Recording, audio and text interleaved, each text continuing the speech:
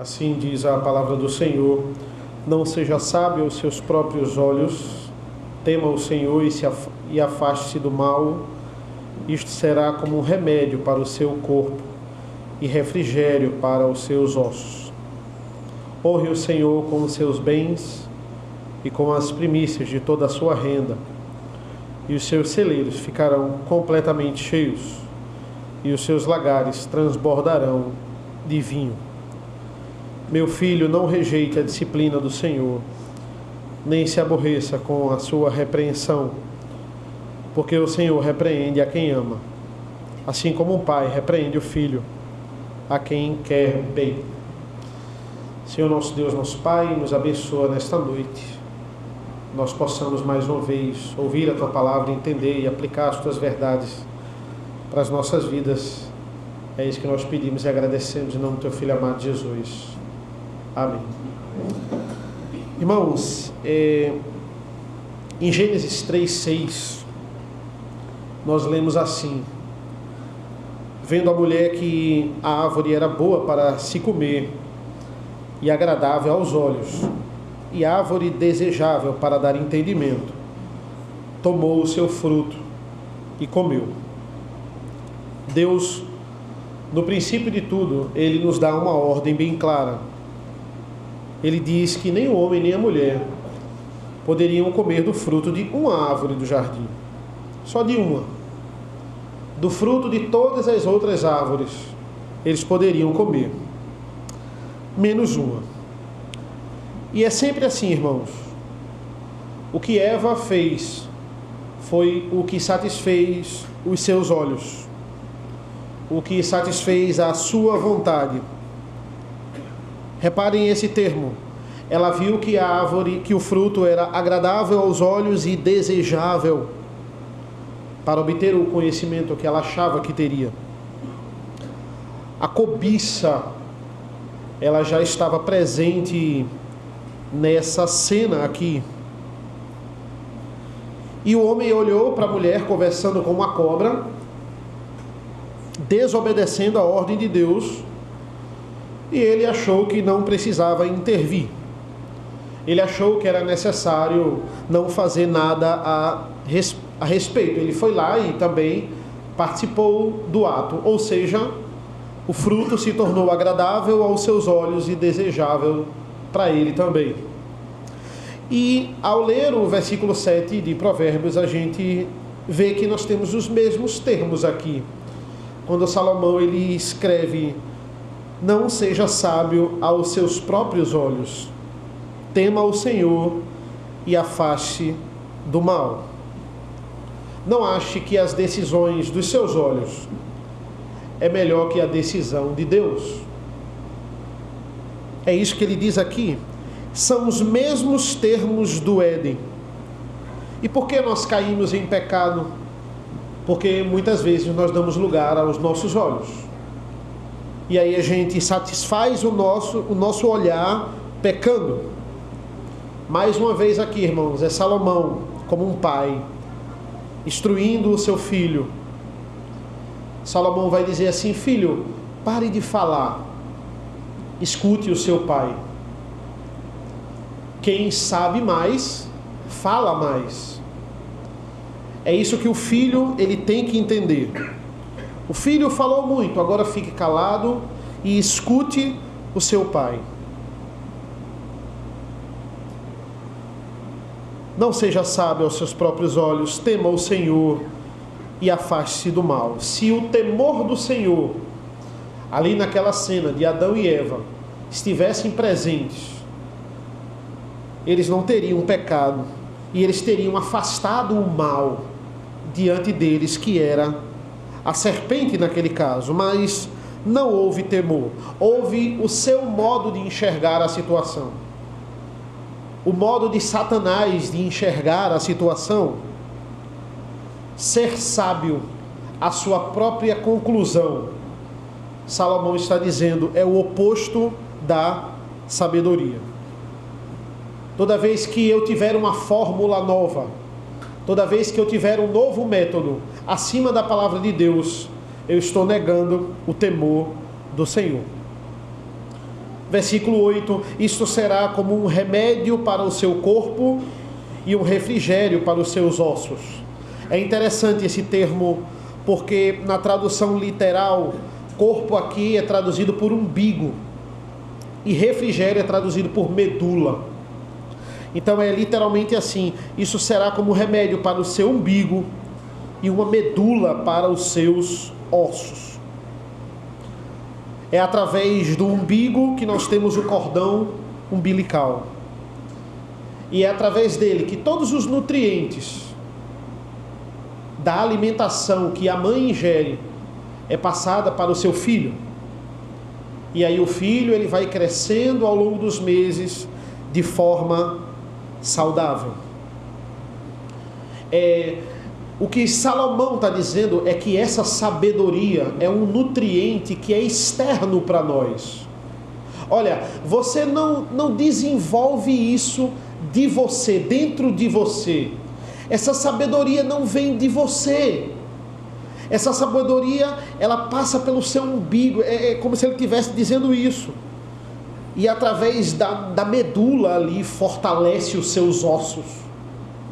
Vai lhe dar todo o nutriente. Ele está falando de crescimento espiritual. Ele está falando de alimento espiritual. Não ache que essa sabedoria você produz por você mesmo. É uma sabedoria que é externa. Porque as taxas das mães em sua gestação, elas vão lá para cima. Porque ela se sente cansada, os seus órgãos estão sendo espremidos e ela está com um peso a mais na barriga. Ela fica mais debilitada. E para se tratar, ela não pode tomar todos os remédios que ela quiser. Talvez ela não tenha que tomar nenhum remédio. Por quê? Porque o melhor dos nutrientes, de toda a alimentação que ela ingere, vai para o bebê. É separado para a formação e o desenvolvimento da criança. A prioridade do corpo da mãe é a vida da criança. E Salomão está comparando a dedicação do corpo dessa mãe, o empenho de passar o melhor para o seu bebê, com o fato de Deus se empenhar como um pai, de passar o melhor do seu ensino para o seu povo. Não é da nossa cabeça, é de fora. E é melhor do que as nossas ideias. É melhor do que aquilo que a gente acha que vai dar certo. Portanto, quando ouvirmos a palavra como um filho obediente, silêncio. Ouça a palavra. Pare de falar. Pare de discutir com o seu pai. Não ache que a sua escolha, a minha escolha, é melhor do que o ensinamento de Cristo. E aí nós lemos os versículos 9 e 10, que diz: honre o Senhor com os seus bens e com as primícias de toda a sua renda, e os seus celeiros ficarão completamente cheios, e os seus lagares transbordarão de vinho. Parece num primeiro momento que Salomão ele mudou de assunto aqui, mudou de tema aqui.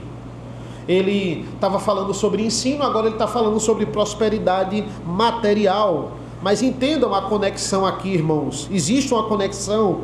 A ideia é, se você receber esse ensino que é externo para a sua vida, aquilo que é externo para você, Salomão está dizendo, seus bens, sua renda, seus celeiros, eles também irão ser contemplados com essa sabedoria que Deus irá honrá-los.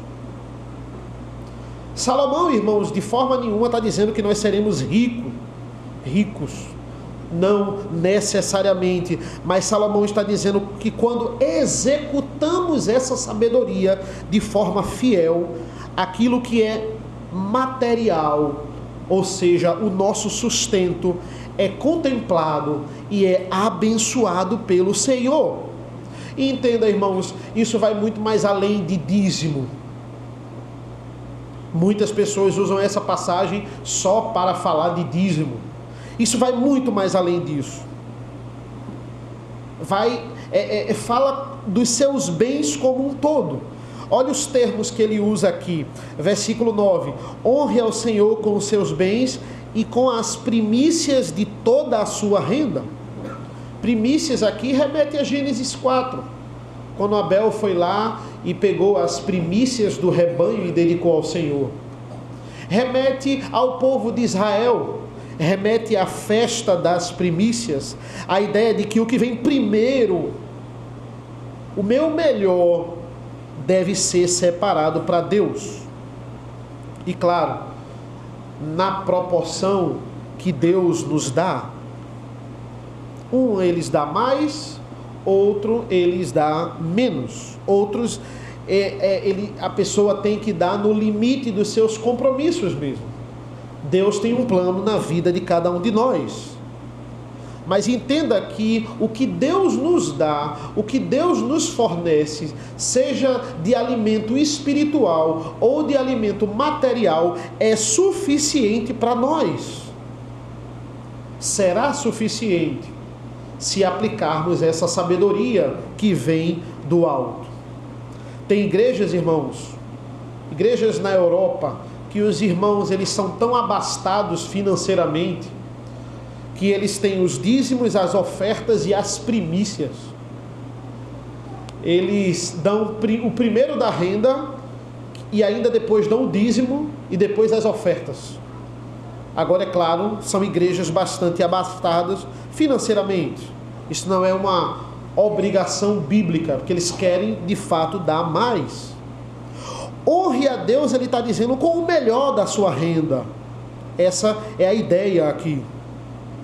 Eu já vi exemplos e testemunhos de homens que são abastados financeiramente e também não tem problema com a avareza, e eles davam e doavam para muita gente. Por isso que eu disse que isso vai além do dízimo. É pessoas que elas não têm problema em ajudar os outros com os bens que Deus lhe dá.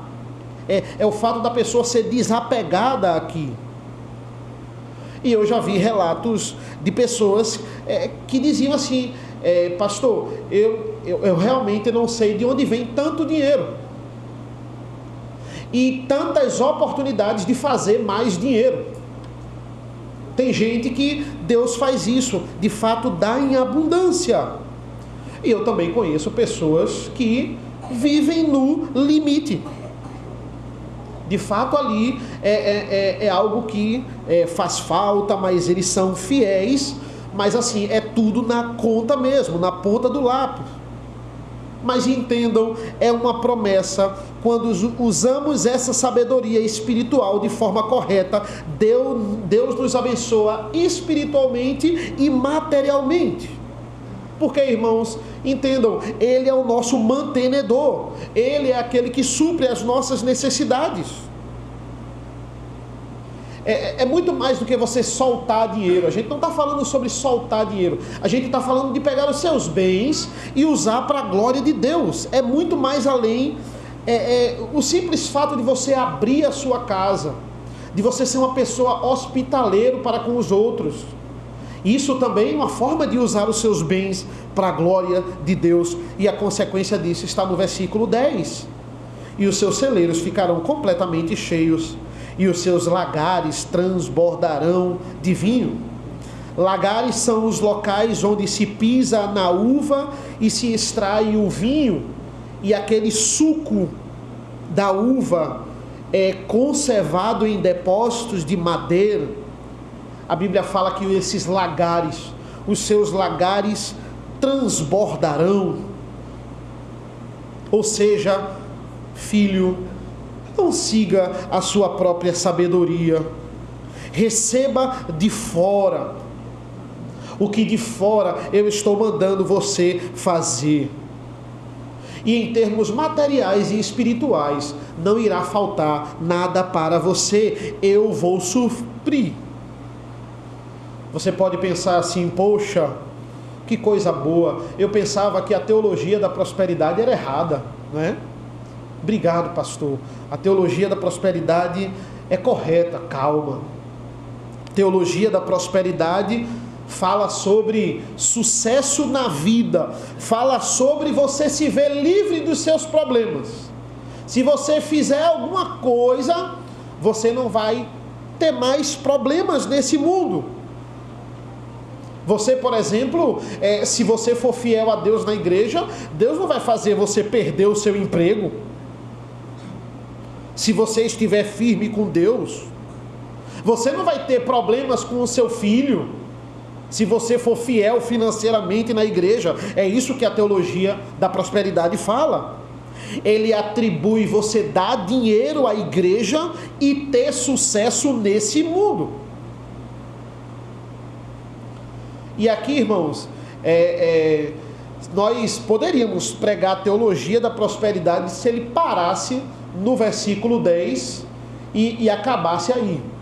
Se ele parasse no versículo 10 e iniciasse um outro assunto aqui, aí realmente a teologia da prosperidade estaria correta. Mas observem os versículos 11 e 12. Meu filho, não rejeite a disciplina do Senhor, nem se aborreça com a sua repreensão, porque o Senhor repreende a quem ama, assim como um pai repreende o filho a quem quer bem. Se o autor está mandando não nos desviarmos da disciplina do Senhor, consequentemente ele está dizendo que irão ter momentos em nossas vidas que nós precisaremos ser disciplinados por Deus.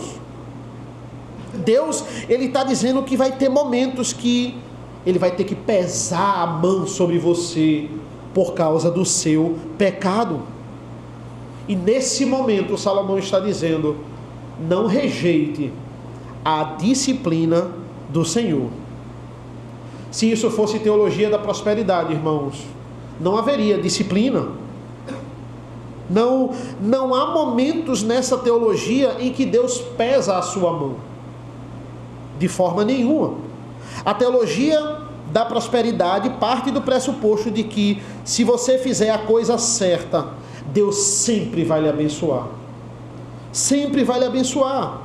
Mas desde o versículo 7, estamos vendo que essa sabedoria não vem dentro de nós. Não vem de nós. Deus não está esperando a gente fazer alguma coisa, porque o que é bom não vem de nós. É algo externo que Ele dá também. Não fazemos a coisa certa sempre, porque somos pecadores. Nós caímos. E quando nós desagradamos a Deus, sua atitude de amor está em disciplinar. Disciplinar aqui é um castigo, não é um abandono, e é muito diferente. Versículo 12: porque o Senhor repreende a quem ama, assim como um pai repreende o filho a quem quer bem. Você quer abandonar o seu filho de vez? Seja um pai, seja uma mãe omissa. Deixe eles fazerem o que eles quiserem. Deus faz exatamente isso com o ímpio. Isso não pode ser chamado de castigo, como eu disse. O que é isso? É maldição. Deixar o homem fazer e adentrar nos seus próprios desejos não é castigo, é maldição. Deus amaldiçoa o ímpio quando ele entrega as suas paixões e desejos, como tem lá em Romanos 1. E por que ele faz isso? Porque o ímpio não é filho. Ele nunca disse que o ímpio é filho. O maior ato de abandono que você pode demonstrar para o seu filho é na hora que ele fizer alguma coisa errada, você não exortá-lo, você não castigá-lo. É bom castigar o seu filho? Você se sente bem ao castigar o seu filho? Esse é o seu sentimento? Não é bom castigar um filho. Sentir prazer de forma nenhuma.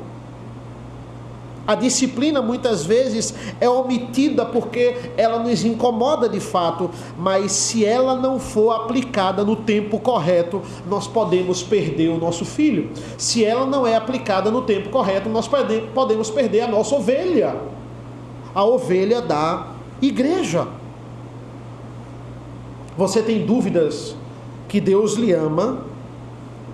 Deus é o nosso Pai. A Bíblia fala: qual é o pai que o filho lhe pedindo pão vai lhe dar uma pedra? Essa ideia de que uma igreja que disciplina é uma igreja fria. Uma igreja fria é uma igreja que não tem sentimentos. Quantas igrejas estão pregando e estão omitindo a disciplina para os seus membros porque não atrelam isso a amor. Acham que amor e acham que cuidado é simplesmente ignorar isso no meio da igreja. De forma nenhuma. Peça a Deus sabedoria. Ore a Deus. Dizem, o presbiteriano é frio, ele não acredita no poder da oração, ele não acredita que se você clamar, você pode orar.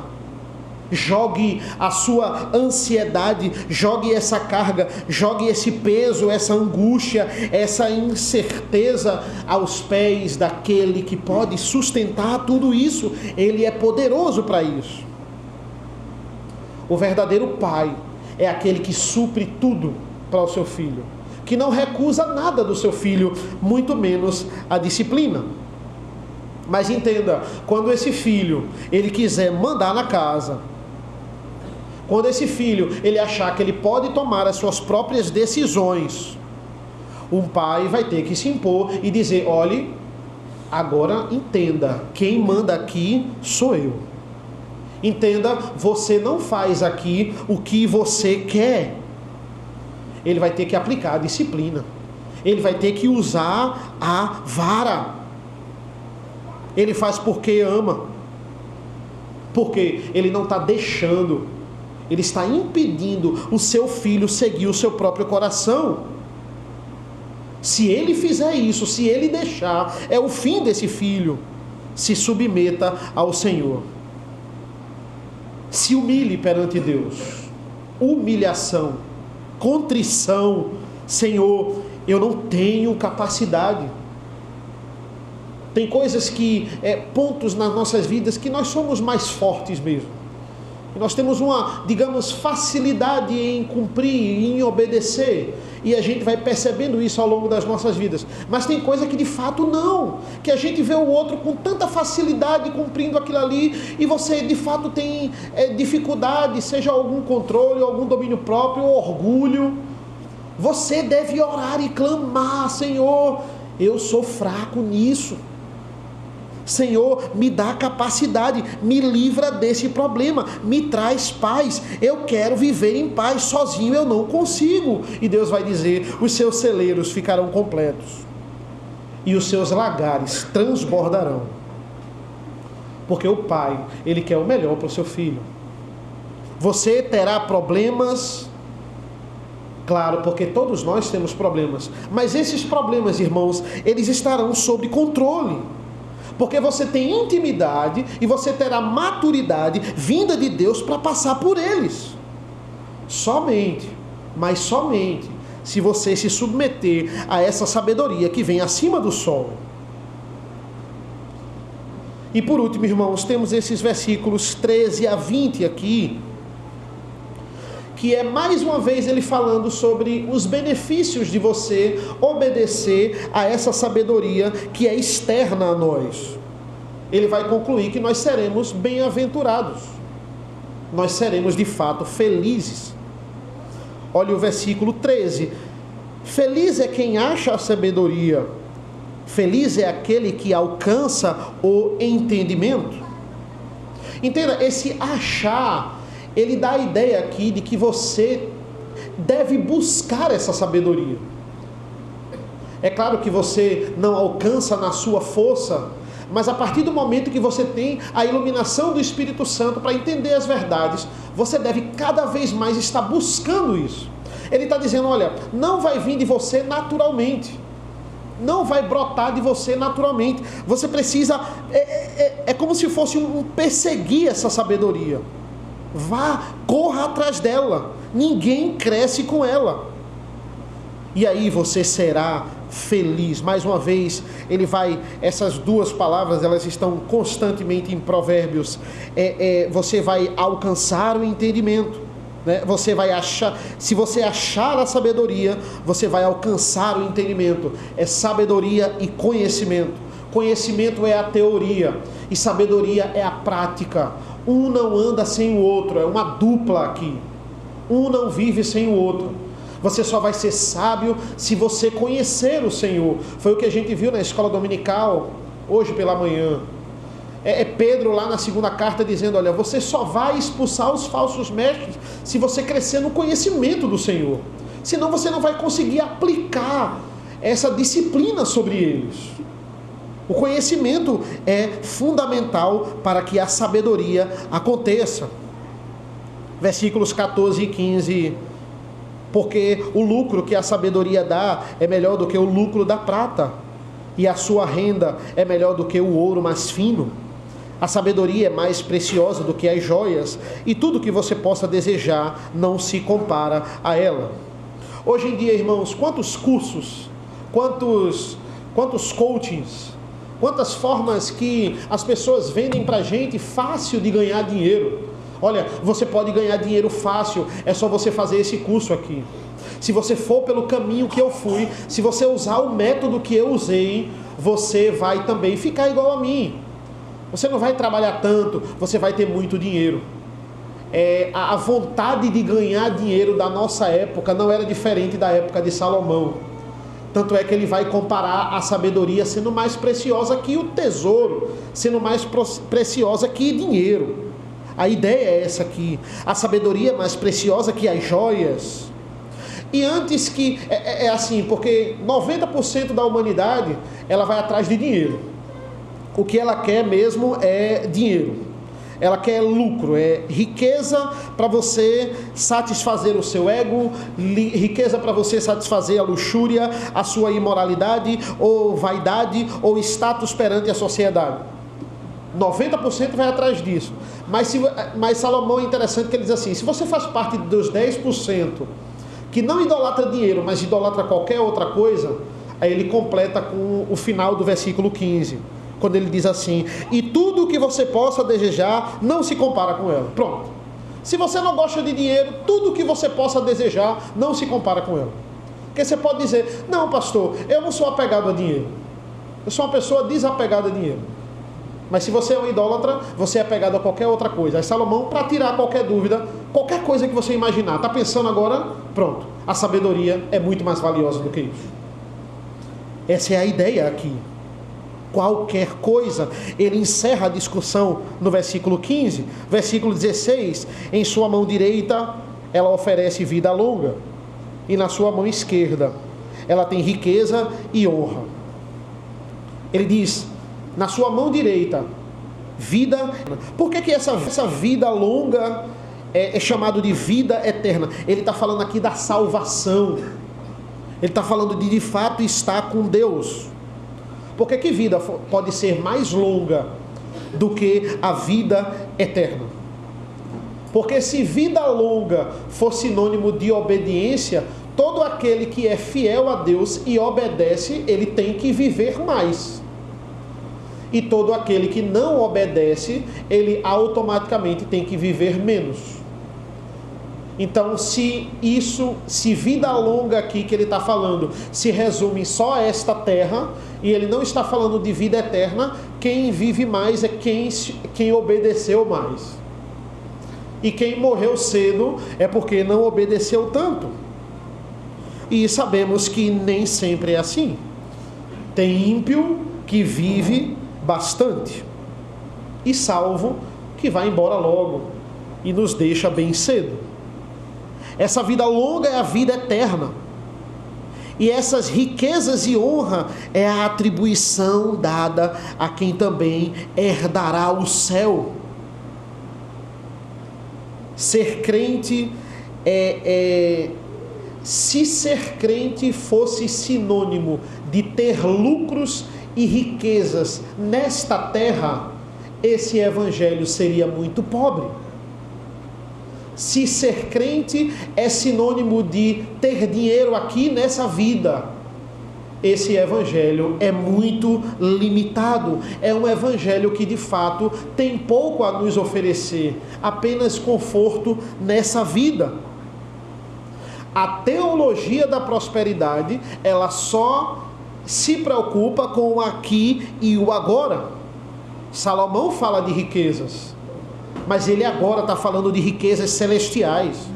Ele está falando de honra celestial. Ele está falando de vida longa, porque é vida eterna. Esse é o intuito aqui. Versículo 17: os seus caminhos são caminhos agradáveis, e todas as suas veredas são de paz. Ao mesmo tempo, agora, ele volta para a vida aqui na terra. Ele falou no 16 sobre a vida celestial. E agora ele vai dizer: mas entenda, irmãos, a sua vida aqui, quando você conhece a Cristo, não precisa ser uma vida de amargura. Você pode ter paz, mesmo com problemas. Você pode ter paz, mesmo passando por tribulação.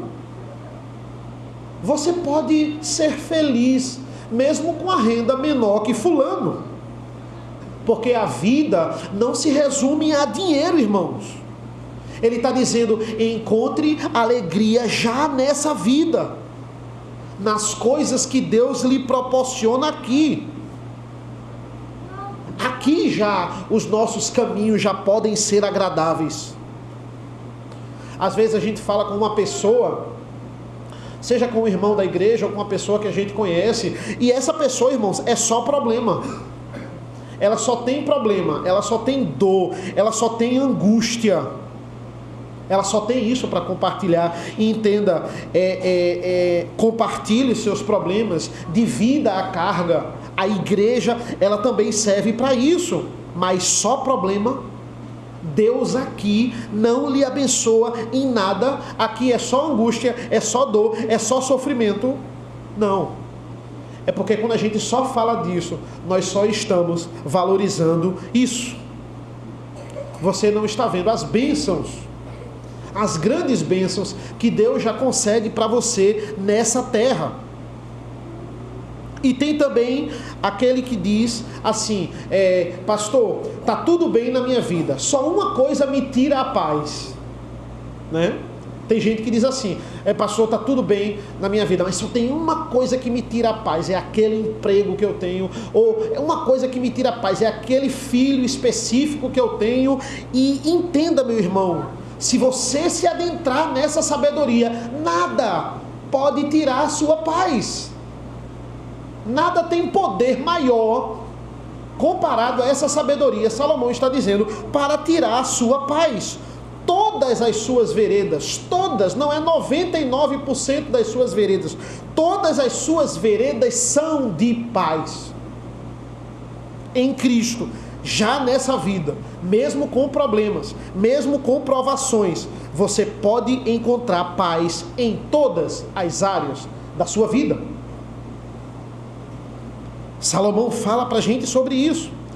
Vamos até o versículo 20, versículo 18. Ela é árvore da vida para os que alcançam, e felizes são todos os que a retêm.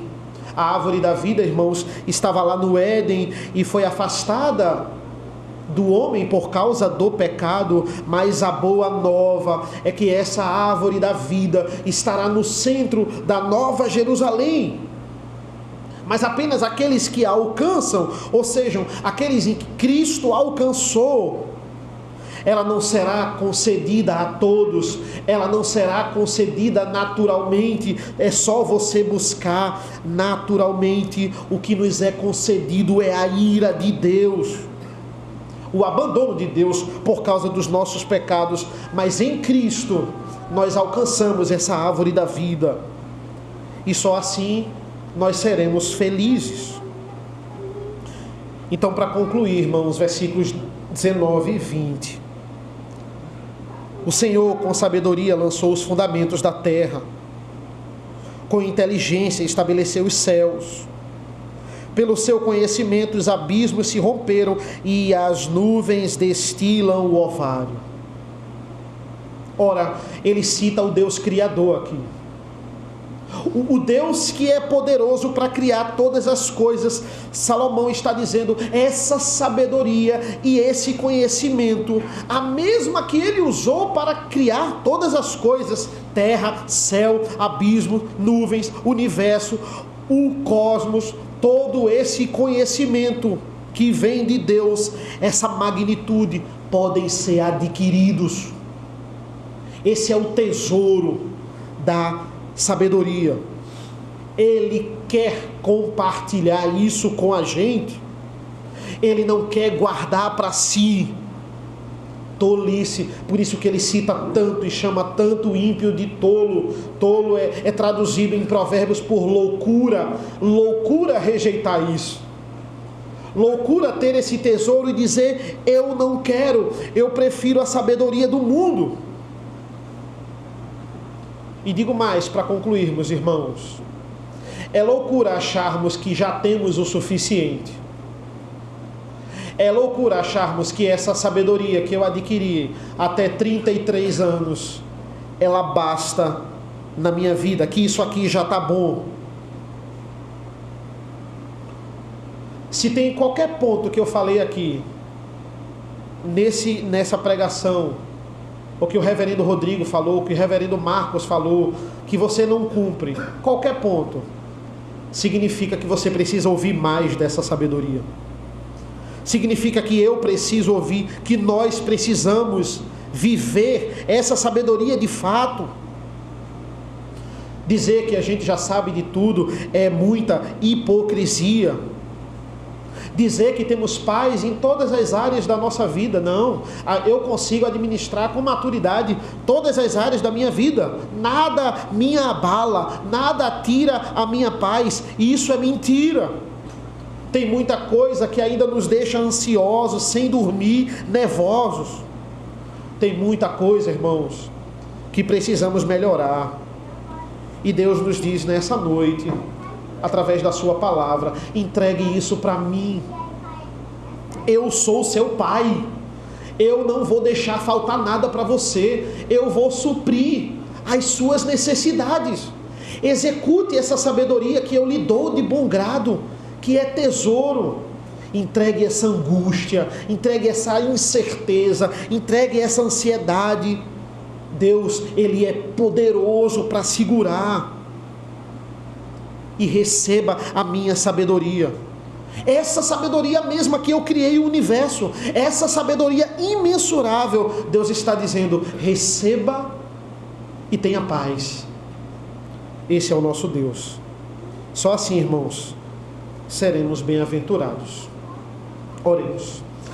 Senhor nosso Deus, nosso Pai, nós te agradecemos por essa mensagem, nós te agradecemos pelo teu evangelho, pela tua palavra que é pura, que é tão atual. Nos abençoa ao longo desse culto, esteja conosco, nos capacita nesta noite, em nome do teu Filho amado Jesus. Amém.